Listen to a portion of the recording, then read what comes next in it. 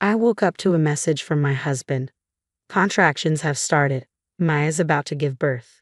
There was news about my sister-in-law, Mia, who was on the verge of having her baby. Though I don't usually interact much with Mia, the thought of my niece arriving filled me with excitement. I dialed my husband, eager to share in the joy, but he sounded rushed and distracted. "Don't come to the hospital," he said quickly. "What? I'm going to the hospital," I replied. "Why would you say that?" "Just don't come, okay," he said, cutting off the call abruptly. I was left with a whirlwind of questions. Why was he so insistent I stay away? What was going on? Little did I know, an unexpected revelation awaited me in just a few hours. My name is Sophia, and I work for a sizable stationery company. I've been married to William for 2 years. While our relationship isn't as passionate as it once was, we get along well enough. I just celebrated my 30th birthday, and with William being 35, I've been contemplating the idea of starting a family. One day, while William was out at a barbecue with a colleague, I was home alone when the doorbell rang. I opened it to find my mother-in-law, Lily, standing on the doorstep. "Lily." "Sophia, sorry for dropping by unannounced. I was in the neighborhood and thought I'd pop in." "No problem at all. Come on in." "Thank you. I'd love to." William and I live about an hour away from his parents' house, taking the highway. It's not too far, but we don't see Lily very often. Despite the distance, we have the opportunity to visit each other when time allows. Lily would occasionally stop by, like today, while she was out shopping. We might also make trips to see her if our schedules permit. I made coffee and set out some snacks that Lily had brought. After taking a sip, Lily looked pleased and said, "Thank you." "Guess what?" she continued. "Maya told me she's pregnant." "Really? Maya is?" "Yes, it's quite a surprise. Mia, who is William's sister and my sister-in-law, got married a year before us and now lives out of state. She's always so warm and welcoming at family gatherings. Even though she's my sister-in-law, I find her to be a lovely sister. Lately, as I've been thinking more about starting a family, Maya's pregnancy feels particularly relatable. I'm not feeling any jealousy, just genuine happiness for her. Maya and her husband have been married for 3 years now, and it seems like the perfect time for them to have a child, don't you think? Lily nodded in agreement.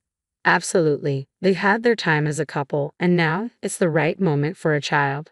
I remember going through that phase myself. I've been contemplating having kids too, considering I'm already 30. Don't stress about it, I reassured her. Having children in your 30s is quite common these days. Just move at your own pace. Thank you.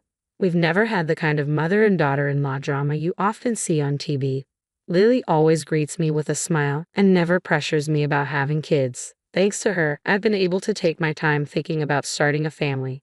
That evening, when William came home from the barbecue, I shared my conversation with Lily. "Hey, William, guess who came by today?"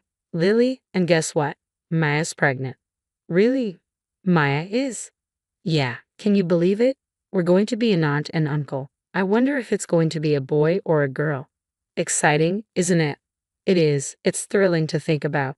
William's face lit up with a smile, clearly thrilled by the news. Although I felt a twinge of unease, I assumed he was just genuinely happy about his sister's pregnancy.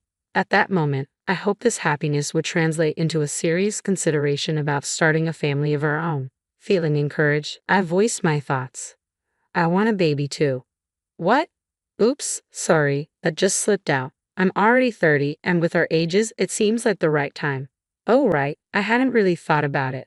"It's okay, I'm sorry for bringing it up so suddenly." I apologized, and William didn't say much more. I had hoped for a response like, "I want one too," or "I want you to have my child," but those words never came. Perhaps it's understandable that William isn't ready for that step yet. Over the past 6 months, he's been coming home late, working overtime almost every day.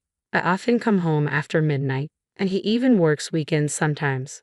With his hectic schedule, it's likely he hasn't had much time to think about starting a family. I took it in stride and decided not to bring up the topic again.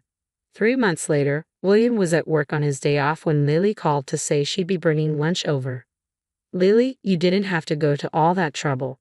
"It's no trouble at all. I was already out shopping nearby and was planning to have a simple lunch by myself, so this is a nice surprise." "I'm glad to hear that." As we enjoyed the lunch Lily had brought, we chatted about various topics. When the conversation shifted to Maya's pregnancy, I decided to ask Lily something that had been on my mind. By the way, do you know the gender of Maya's baby yet?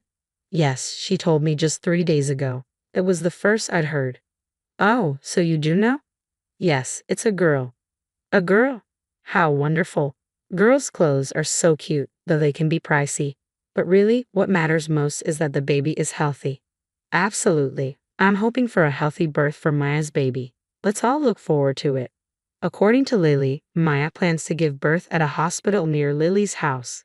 After the birth, Maya will be staying at the in-laws' place for a while, so we'll have the opportunity to visit. I'll drop by once things have settled down, Lily said with a smile before leaving.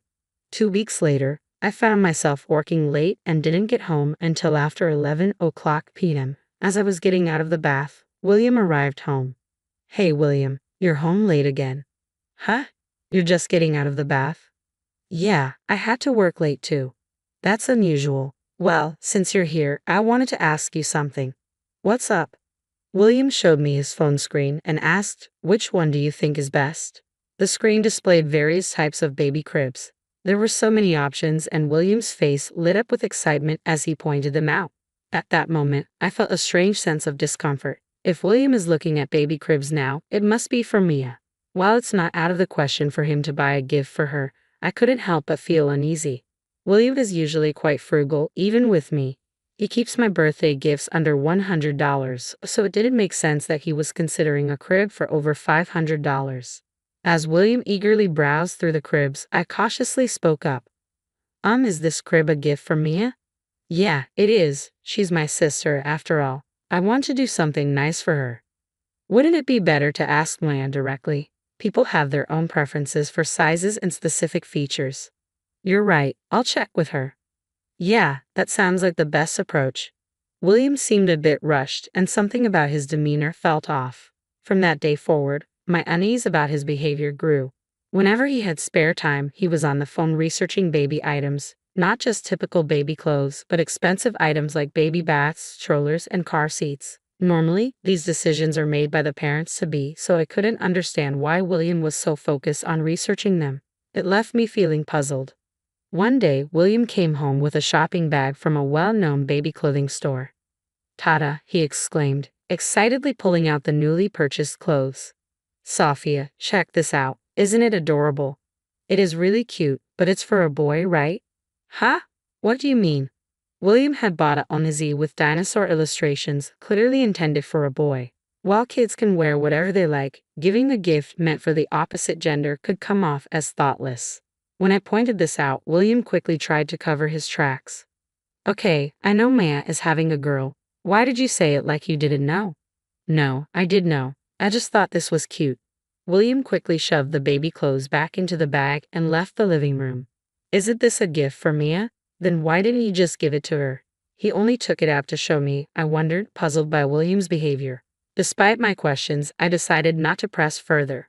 2 months later, while William was working on his day off and I was busy cleaning the house, a message from him popped up on my phone. It was news that Maya had gone into labor. She's in labor. The baby is finally on the way. I was so flustered and excited that I didn't know what to do with myself. I immediately called William. Hello. William, is Maya really in labor? Which hospital is she at? Yes, it seems she is. The hospital is a university hospital in the neighboring state. What? Isn't that quite far from your parents' house? Well, I won't be able to come back for a while, William said. Why's that? It's pretty obvious. Labor can take hours, and even after the baby is born. I understand, but will you be there for the entire process? Yeah, it looks like the baby might arrive soon. Alright, in that case, I'll head over right away. Lily often mentioned that Maya would be happy to see me, so I planned to visit if the timing was right. However, William seemed unusually rushed. Don't come to the hospital. What? Why not? I should be there. Just stay home. There's nothing you can do here. Anyway, even if I can't help, I want to congratulate Mia. I'll be at the hospital, so you should just stay home. Don't come, okay? William said and hung up abruptly. My mind was racing with questions. What's going on? Why the sudden refusal? I waited for a few hours with no update on the baby's arrival. Curious, I decided to call Lily. Lily? Lily's voice was calm as ever. Hi, Lily. How's Maya doing right now? Oh, Mia. She just went for a walk. A walk? During labor? Lily chuckled at my reaction. Then she told me something unexpected. No, Sophia, labor is still a ways off. What? The due date is next month. Maya was just over last week. Is that so? Don't worry. I'll let you know as soon as labor actually starts. William too, of course. At that moment, a troubling thought struck me. The late nights William claimed were due to overtime, the pricey baby cribs he'd been eyeing, and most troubling of all, his insistence that Maya was in labor when she wasn't. Everything that had unsettled me suddenly fell into place, and a surge of anger began to rise within me. So that's what's been happening. I never thought William would do something like this. Well, now I'm determined to make his life a living hell. Taking a deep breath, I heard Lily call my name from the other end of the phone. Sophia. I decided to tell Lily the truth. Lily, I think William might be cheating on me. What? What do you mean? I can't be certain, but he sent me a message saying he's with Mia at the hospital because she's in labor. What? That doesn't make sense. He also bought an onesie for a boy and showed it to me, even though Maya's baby is supposed to be a girl. So you're saying he might have a son with the woman he's cheating with? Probably yes. A heavy silence settled between us. Lily was the first to break it. Hold on, Sophia. I'm coming over. Now? But. Just wait, bye. The call ended, and an hour later, Lily and Maya arrived at my house. Maya too. We heard William was causing a lot of trouble, so we decided to come over. I'm sorry, you're pregnant, and this must be hard on you. Not at all. I can't give birth in peace until we deal with that idiot William. Maya grinned triumphantly, and Lily stood confidently beside her. Their presence strengthened my resolve. A few hours later, William came home, his expression a mix of shock and confusion when he saw the three of us. What? Why are you here? He looked pale, as if he might faint. Maya spoke first. Why are you asking that? I'm not in labor. Wait, no. Who did you mistake me for? There's no way you could have confused me. Right, oh, well. Maya quickly grabbed William's phone and started scrolling through the photos. They were all of a woman who had just given birth, holding a newborn. Lily turned to William, her voice low and stern. William, what is this? Mom, there's no excuse for this. Exactly. If you try to brush this off as a misunderstanding, I'll call this woman right now. Please don't. I haven't told her I'm married. How much trouble do you have to cause before you're satisfied?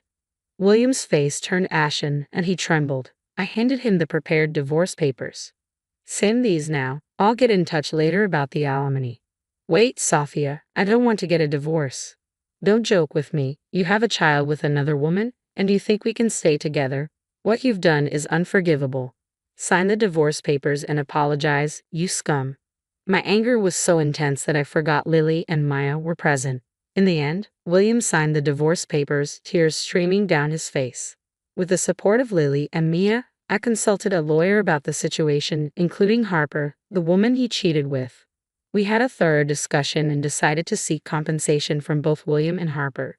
Since Harper was unaware of William's marriage, she had half of her compensation covered by him. Additionally, Harper demanded child support from William. He had even proposed remarriage, but she flatly rejected him, saying, "Just pay the money, you scum. It's all his fault. Serves you right." I still maintain a close relationship with Lily and the others. Maya has safely given birth, and I recently gave her a baby gift. During that visit, Maya said, "Even though you've cut ties with that idiot William, you're still Sophia, and this child is still your niece." Her kindness meant the world to me. If Lily and Maya hadn't shown up that day, things might not have resolved so smoothly. With deep gratitude, I'm committed to slowly repaying their kindness.